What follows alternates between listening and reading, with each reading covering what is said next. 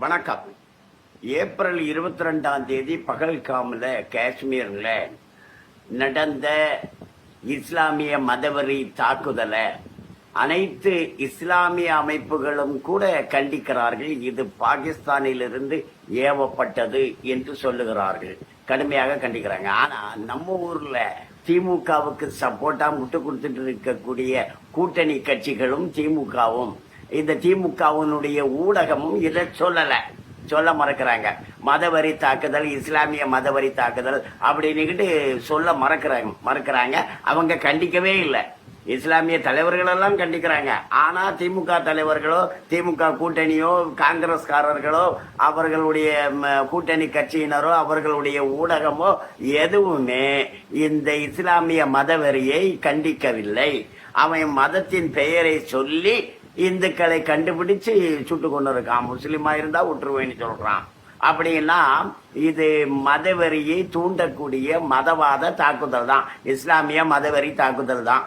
இதை இஸ்லாமிய மதவெறி தாக்குதல் நம்ம ஊர் பத்திரிகைகள்ல எழுதல, நம்ம ஊர் பத்திரிகையில யாரும் சொல்லல. வட இந்திய பத்திரிகைகள்ல அப்படி சொல்லப்படுகிறது, உண்மை உள்ளது உள்ளபடி சொல்லப்படுகிறது.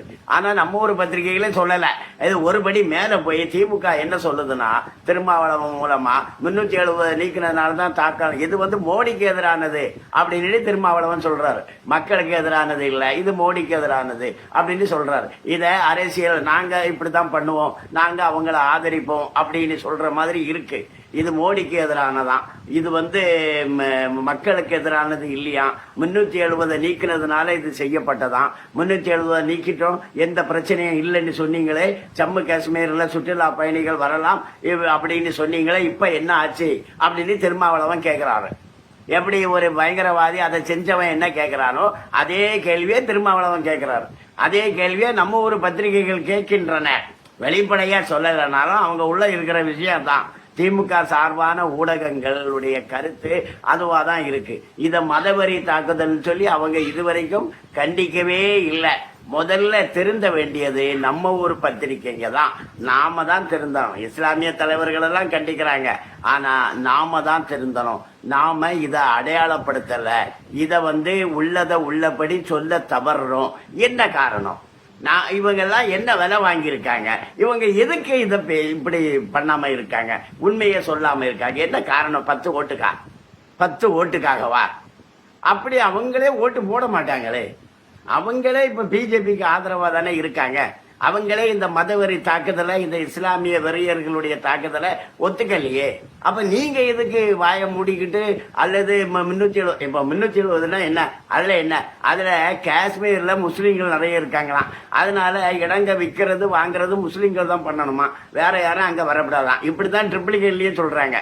ட்ரிபிளிகன்ல ஒரு மசூதி இருக்குதான், அங்க பிள்ளையார் ஊர்வலம் போகப்படாதான். நாங்க இருக்கிறோம் அதனால இங்க வரக்கூடாதுங்கிறாங்க. தமிழ்நாட்டுல எல்லா இடமும் சொல்றாங்க, நாங்க இங்க இருக்கிறோம் அதனால இந்து ஊர்வலம் நடக்கப்படாங்க. அப்ப அவங்க இருந்தா நடக்கப்படாதா? அப்ப நாம இருக்கிறோம், இந்துக்கள் இருக்கோம், அப்ப அவங்க நடக்கிறாங்கல்ல, அவங்க போறாங்கல்ல, முகரம் கொண்டாடுறாங்கல்ல. நாங்க இருக்கிறோம், நீங்க முகரம் ஊர்வலம் போகக்கூடாதுன்னு நம்ம சொல்றோமா? சொல்லல. நம்மள மாதிரி அவனும் நடந்துக்கணும்ல. அவனுக்கு அப்படி என்ன கொம்பு அதிகமா இருக்கு? நீங்க ஏன் அப்படி கொம்பு சீவி விடுறீங்க அவனை? அப்ப 370 ஜம்மு காஷ்மீர்ல வேணுமா? அங்க நாங்க அதிகமா இருக்கோம். அதே போல ஹைதராபாத்ல வேணும், நாங்க இங்க இருக்கோம், இந்த தெருவுல நாங்க இருக்கோம், உங்க சாமி வரக்கூடாது அப்படித்தானே சொல்றான் அவன். அது என்ன சரியா? அதை ஒத்துக்கலாமா? நீங்க என்ன 2ஆம் தர மக்களா? அதை நம்ம ஒத்துக்க முடியாது. நீங்க முதல்ல திருந்தணும், முதல்ல உண்மையை ஒத்துக்கொள்ளுங்கள். இது மதவெறி தாக்குதல் என்பதை நம்ம ஊர் பத்திரிகைகளும் ஊடகங்களும் வெளியே சொல்லணும், சொல்றதுக்கு முன் வர வேண்டும்.